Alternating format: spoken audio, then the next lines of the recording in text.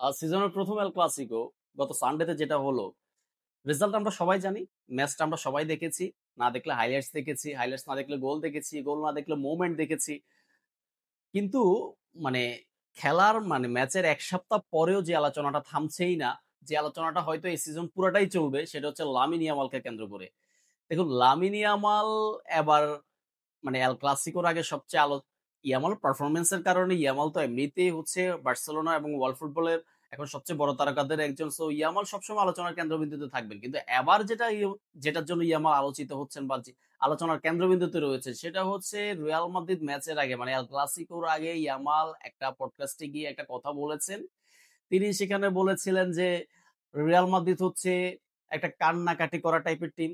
তিনি বলেছেন যে লাস্ট সিজনে আমি যখন তাদের সাথে খেলেছি খেলার রেজাল্ট কি ছিল? 4-0 ছিল। সো এই কথাগুলার বলার পরে ইয়ামালের জন্য যে রিয়াল মাদ্রিদের মাঠ সান্তিয়াগো বার্নাবু যে তার জন্য মোটামুটি নরকের মতো হবে এটা কিন্তু প্রত্যাশিতই ছিল। এটা কিন্তু আমরা সবাই জানি মোটামুটি ফুটবল যারা ফলো করি এবং ইয়ামাল নিজেও জানতেন। ম্যাচ শেষে যখন রিয়াল মাদ্রিদ বার্সেলোনা যখন ম্যাচটা হেরে গেল এবং ইয়ামাল যখন তার সিজন এবং তার ক্যারিয়ারের সম্ভবত সবচেয়ে খারাপ ম্যাচটা খেললেন, তখন কিন্তু এই আলোচনাটা আরো বেশি করে হচ্ছে।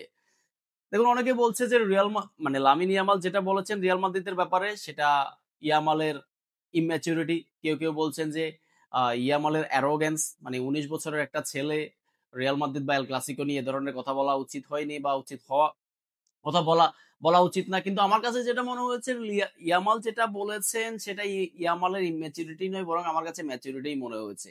আমার কাছে মনে হয়েছে রিয়াল মাদ্রিদ রিয়াল মাদ্রিদ সম্পর্কে লামিন ইয়ামাল যেটা বলেছেন সেটা তিনি খুব বুঝে শুনেই বলেছেন। দেখুন এল ক্লাসিকো কিন্তু আসলে ৯০ মিনিটের খেলা না। এখানে ৯০ মিনিটের আগে পরে অনেক ধরনের খেলা থাকে। ইয়ামাল দলের সবচেয়ে মহাতারকা সবচেয়ে বড় তারকা। ইয়ামাল সম্ভবত সেই খেলাটা নিজে থেকেই জেনে বুঝে শুরু করতে চেয়েছিলেন। এবং রিয়াল মাদ্রিদের সাথে যে মাইন্ড গেম খেলা, তাদেরকে যে প্রেশারাইজ করা, সাইকোলজিক্যালি ডাউন করা, সেটা সম্ভবত ইয়ামাল তার ওই পডকাস্ট বা ওই কথাটার মাধ্যমে শুরু করতে চেষ্টা করেছিলেন করার। এবং ইয়ামাল যেটা করেছেন সেটা করার ফলে যে রিঅ্যাকশনটা হবে বার্নাবুতে ইয়ামাল যখন যাবেন কি ধরনের একটা রিঅ্যাকশন হবে সেটা কিন্তু ইয়ামাল জানতেন এবং ইয়ামাল সেটার জন্য প্রিপেয়ার্ড ও ছিলেন আমার কাছে মনে হয়। এবং আমরা ম্যাচে কিন্তু সেটাই দেখলাম। ফ্রম দ্য ভেরি বিগিনিং যখন ইয়ামাল মাঠে নামলেন তাকে যাচ্ছে তাই ভাবে মোটামুটি তাকে আ ধুয়োধুনি দেওয়া হলো। সাইড লাইনে যখন ইয়ামাল যাচ্ছিলেন তাকে অনেকভাবে উত্তেজিত করার চেষ্টা করা হয়েছে এবং ৪ মিনিটের সময় ইয়ামাল যখন একটা ফাউল করে বসলেন যেটা থেকে পেনাল্টি হতে পারত। আ তখন আমার কাছে মনে হয়েছে ওটা কাইন্ড অফ ওই ফ্রাস্ট্রেশন থেকে ইয়ামাল জানতেন এই ধরনের একটা রিঅ্যাকশন হবে। ইয়ামাল জানতেন ম্যাচে তার জন্য ম্যাচটা খেলা কঠিন হবে এবং তিনি এই চ্যালেঞ্জটা নেওয়ার জন্য প্রস্তুত ছিলেন। কিন্তু ম্যাচ শুরু হওয়ার পরে বার্নাবুর যে উত্তাপ, এল ক্লাসিকোর যে উত্তাপ তিনি সেটার সাথে সম্ভবত আর অ্যাডজাস্ট করতে পারেননি। কারণ দেখুন ইয়ামালকে আপনি সর্বশেষ কবে এ ধরনের আনএনিমেটেড খেলতে দেখেছেন? আমি লাস্ট ১ সিজন ২ সিজন আমার মনে হয় কখনোই ইয়ামালকে এ ধরনের এতটা আনএনিমেটেড দেখিনি। সব আলোচনাটা কিন্তু শেষ হতে পারত যদি ইয়ামাল যদি ইয়ামালের মতো থাকতেন। ইয়ামাল যদি ইয়ামালের মতো হয়ে উঠতে পারতেন তাহলে কিন্তু এই আলোচনা কিন্তু এতদূর আসতো না।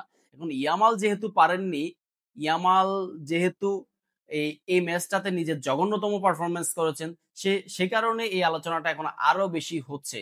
সো আমার যেটা মনে হয় যে ইয়ামাল যে কথাগুলা বলেছেন সেটা ইয়ামালের পরিকল্পিত ছিল। ইয়ামালের গেম প্ল্যানেরই একটা অংশ ছিল।